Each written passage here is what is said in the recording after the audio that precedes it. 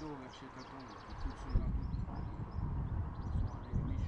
sont allés riches ce soir.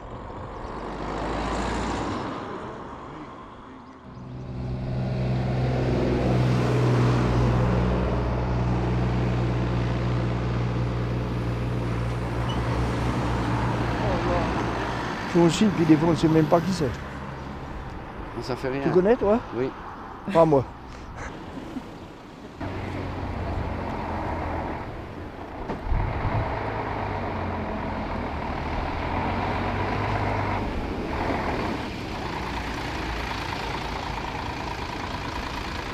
Bonjour messieurs, dames. Bonjour. Bienvenue en République du Saugeais. Alors ici vous êtes au Saugeais. Vous n'êtes ni en France ni en Suisse. Alors donc vous êtes en République, c'est un pays neutre. Donc contrôle de douane. Si vous, vos papiers s'il vous plaît. Le douanier va passer vers vous l'alcool, la drogue, les armes. Non, pas de ça chez vous, on va voir. Ah, ça va Voilà. aller, l'ambiance. Ça va aller. Alors, attention, on est en République. On est en République, donc on a nos lois. Alors ici, c'est un homme qui peut fouiller les dames. C'est le seul à avoir eu ces examens. Hein. Alors voilà, c'est vos papiers, s'il vous plaît. Venez voir votre sac. Ah ben non, qu'est-ce que vous voulez voir? Il y a de la drogue? Oh non, il y a de l'aspirine. Il y a de l'alcool. Oui, il y a ces cheveux-là, qu'est-ce que vous voulez voir? De la drogue? Oui. Il y a des préservatifs. Et de la drogue. Vous avez, venez voir votre sac là. Du chocolat. Bon, oh, C'est pas trop du chocolat? vous avez la facture du chocolat? Ah, il veut pas mon chocolat. Je suis rien à faire.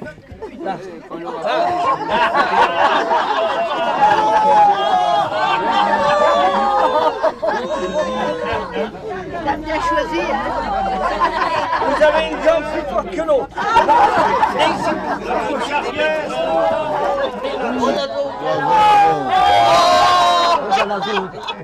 Heureuse la zone. On commence.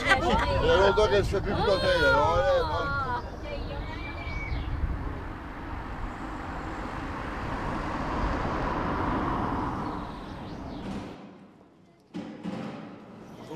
Bonjour.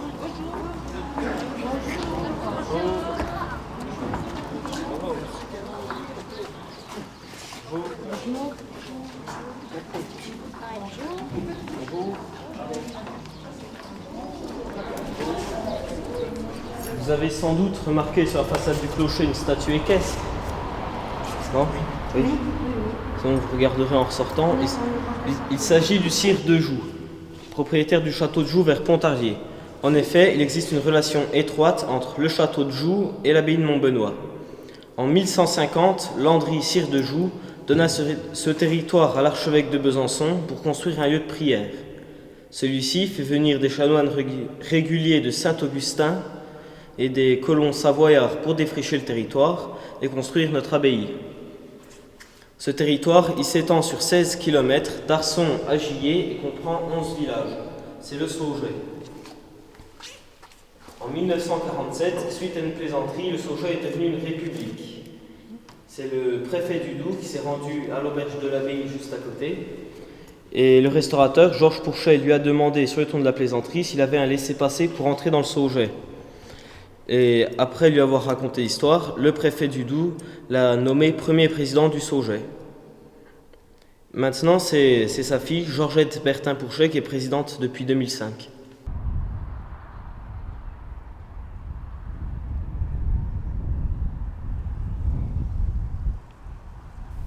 J'ai d'ailleurs fait la couverture d'un livre sur les micronations.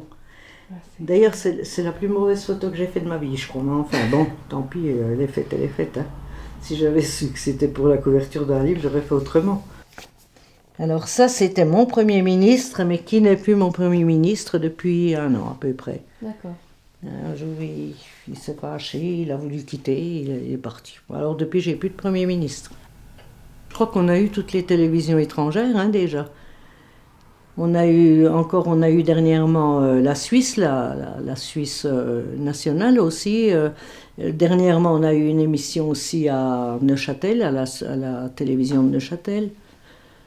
Je pense que oui, c'est nous qu'on est le plus connus, si on veut, pas dans le monde entier, parce que je pense qu'il y en a peut-être bien qui ne nous connaissent pas, mais je pense que la majeure partie nous connaissent. Hein. Notre but, c'est de faire connaître le Sauget. Ouais. Hein. Mais en fait, je pense que toute la région en profite aussi. Il faut quand même dire qu'on est folklorique quand même, hein. C'est pas... On se prend pas au sérieux. Ouais. Comme me dit un douanier, il y a des fois je leur dis, il ne faut pas se prendre au sérieux. Ils me disent, mais on ne se prend pas au sérieux, mais on travaille sérieusement, qu'ils me disent. Allez, Gégé, t'as assez Allez, écouté. GG. Alors, messieurs, dames, bienvenue à vous. Vous avez bien rigolé. Bon, un peu de calme. Hein. Ouais, maintenant faut les calmer. Hein. Alors, le Sauget, vous connaissez? Non. Oui. Bon, historiquement, géographiquement et même linguistiquement, il existe depuis le Moyen-Âge. Vers l'an 1150, il s'est fondé une abbaye à Montbenoît, à 1 kilomètre d'ici. Ma Donc, grand-mère est née. avec un moine qui s'appelait Benoît, d'où le nom de Montbenoît, capitale du Sauget. Donc les frontières n'ont pas bougé depuis cette époque. Hein. Le Sauget, c'est donc à l'heure actuelle 12 800 hectares, 11 communes et plus de 5 500 habitants. Voilà. Et bien sûr, les moines, pour défricher la région, ils ont fait appel à des colons. Et ces colons venaient principalement du sud de la Suisse, donc des Grisons, mais surtout de Savoie. Tous ces colons ont amené avec eux leurs coutumes, leurs traditions et leurs langues. Ça forme un amalgame d'où est sorti le peuple Sauget. Donc le premier président fut donc M. Georges Pourchet, de 1947 à 1968, année de son décès. Oui. Sa veuve, Gabrielle Pourchet, s'était mise au service du prêtre qui restaurait l'abbaye, elle entretenait l'église, elle accueillait les touristes, etc. Et le soir d'une kermesse au profit de la restauration de l'abbaye, ses concitoyens l'ont élu à l'applaudimètre président de la République du Sauget. C'était en 1972. Elle fut présidente jusqu'à fin août 2005. Vous voyez, chez nous, on ne vote pas souvent. Hein. C'est un gros mandat. Hein. C'est d'ailleurs durant son mandat que le Sauget s'est beaucoup développé médiatiquement. Vous avez vu en arrivant le drapeau, là, noir, rouge, jaune. Hein. C'était les couleurs de la région avant 1950. Hein. C'est pas la Belgique ni l'Allemagne qui nous ont copiés. Donc ça, c'est votre maman. Vous voyez, je vais vous montrer voyez la pile de droite là-bas, tout au-dessus, là dans la bibliothèque, ce sont toutes des revues où elle est dessus. Le temps retrouvé, femme actuelle, encore le temps retrouvé, co-test, ailleurs, de New Look à la revue de Saint-Joseph. Attendez, je vais quand même pas tout vous montrer. Je vais quand même pas tout montrer à la caméra là. Hein. Mais autrement, c'est vrai qu'ils ont fait un bel article. Hein. Il y en avait quand même 2 pages. Hein. 4, enfin oui, 2.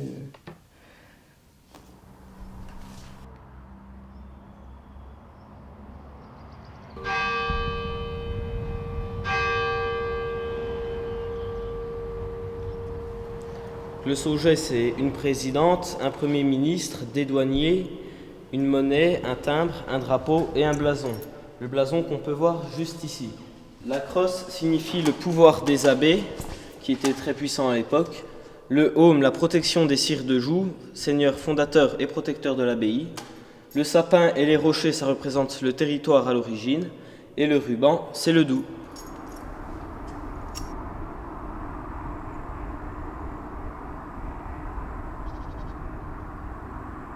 Le Sauget est devenu français en 1673, je crois. Et donc depuis, ça a été les lois françaises qui ont été imposées ici. L'abbé de Montbenoît ne devait plus s'occuper, ne gérait plus le territoire du Sauget.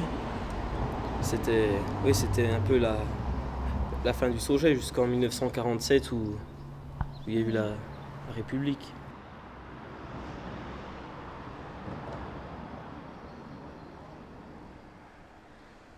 Je suis un élu du Sauget.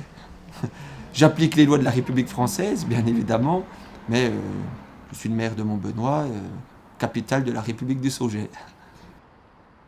On dit dans le Sauget, pareil, il n'y a pas de règle, il n'y a pas quelqu'un qui a décidé ça. Enfin, on dit qu'il faut habiter 8 ans dans le Sauget pour se considérer comme Sauget. Mais moi, je pense que c'est de l'humour, ça fait partie du folklore, quoi. Mais le Sauget est quelqu'un d'accueillant. Quand on parle du Sauget, c'est effectivement quelqu'un qui est originaire de Montbenoît, de ses alentours, hein, de ce petit territoire qu'on appelle le Sauget, où la famille est implantée depuis quelques générations, et les gens sont Sauget de souche, d'origine. Mais le Sauget n'est pas fermé. Quelqu'un qui vient habiter là, qui s'y plaît, qui fonde un foyer et qui s'installe définitivement, il sera Sauget de fait, quoi, hein. Il sera adopté par la population saugette en tout cas. Ah ben oui, dans le temps, les parents, ouais, tu te rappelles bien quand on allait à la messe, ça courait toujours Sauget. Tout le temps Sauget, c'était tout Sauget. Et puis par un Calachot, ouais, la Gillet, à la Longeville. Ah ouais, il y a vraiment, ça causait tout Sauget. Oui, la génération avant vous, c'était courant. La génération de mon grand-père ne parlait pas de toi, il parlait pas de toi. Voilà, il y a même pas c'est cette génération-là, d'avant 14. Voilà. La génération d'avant 14 parlait couramment le patois souvent. Après, ça s'est estompé, votre génération. Oui, ça se perd. Ça se perd.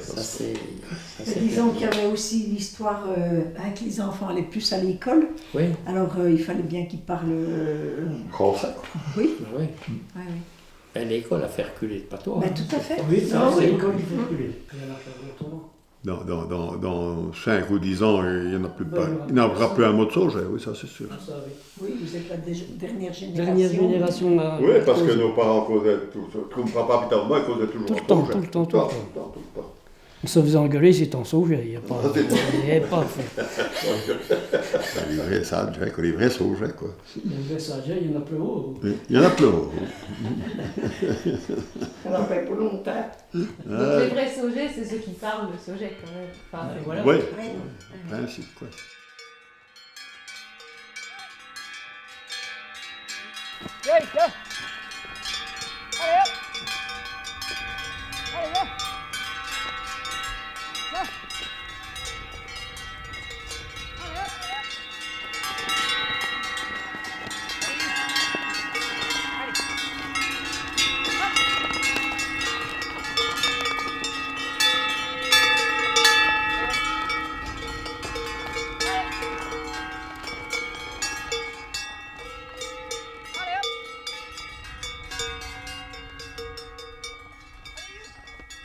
Mon but, ce serait de reprendre une ferme en fait, dans le secteur et travailler un peu tout à l'ancienne. Les jeunes connaissent de moins en moins l'histoire, tout ça. C'est comme le patois Sauget, même pas une dizaine de personnes savent encore le parler couramment. Plus que les anciens qui connaissent, et je pense que c'est important qu'il faut que ça se transmette, que les traditions perdurent.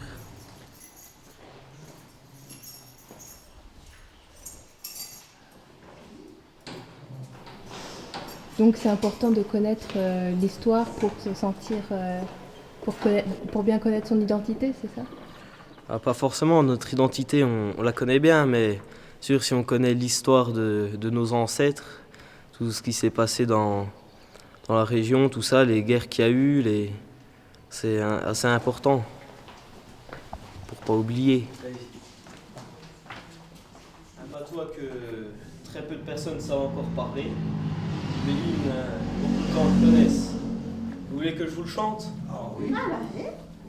C'est le vrai sage fenra fonta, dlabai dlatsa dans zili dler amon, qu'es vendrait plutche dans amanta, que la France clasuch, clair mouro, que les échons. C'est le vrai sage fenra fonta, dlabai dlatsa et dans zili dler amon. Bravo. Oh, ça, On n'a pas compris grand-chose, mais... En français, ça veut dire c'est les vrais Saugets bien d'ici, de Montbenoît, de La Chaux, de Gillet et d'Yèvremont, qui se vendraient plus cher dans une foire que la France, que la Suisse, que Remonot et que Arson. C'est les 4 frontières du Sauget, ces villages-là. D'accord. Eh ben c'est bien.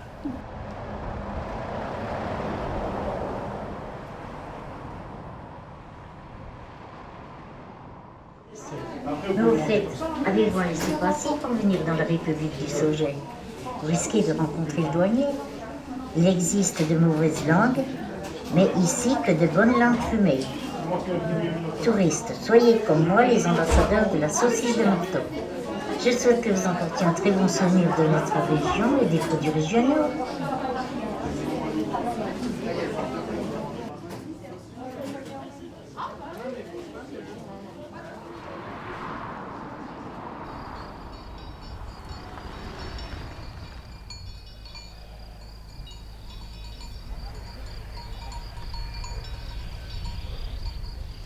Aujourd'hui, à l'heure de la mondialisation, ce qu'on trouve dans notre assiette, ça fait des milliers de kilomètres. Ce qu'on va acheter au supermarché, quand on regarde les étiquettes, on a peur.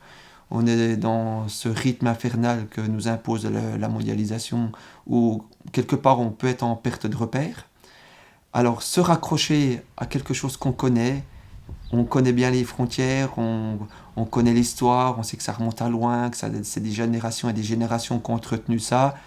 Même les jeunes d'aujourd'hui, ben ils ont quelque chose pour s'accrocher, se sentir solidaires, au-delà de la notion de patrie, de France, etc. Localement, on a la chance d'avoir cette petite branche à laquelle on peut se raccrocher, ce petit morceau de folklore, pas de rêve, mais un petit peu d'imaginaire, de folklorique, qui fait que les gens ont à cœur, en tout cas, de perpétuer cette tradition.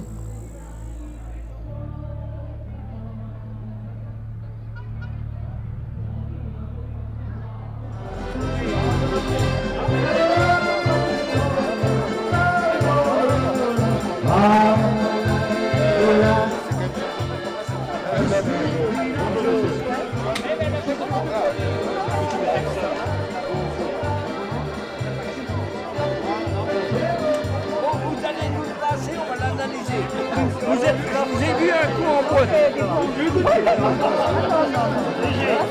Ah, vous voyez.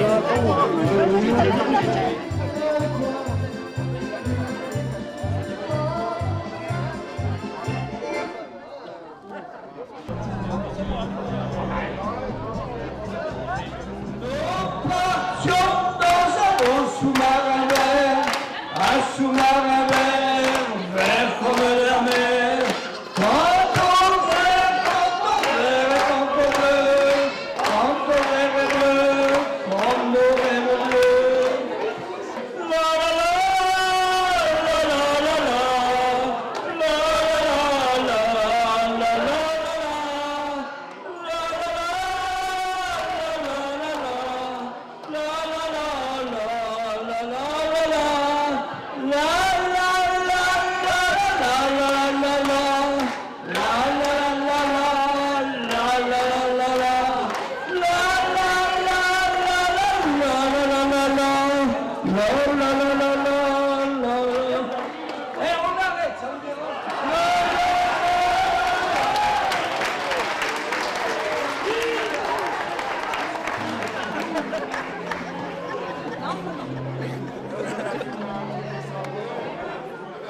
Je pense que dans la prochaine génération, il y en aura peut-être des jeunes quand même qui seront présidents. Ou...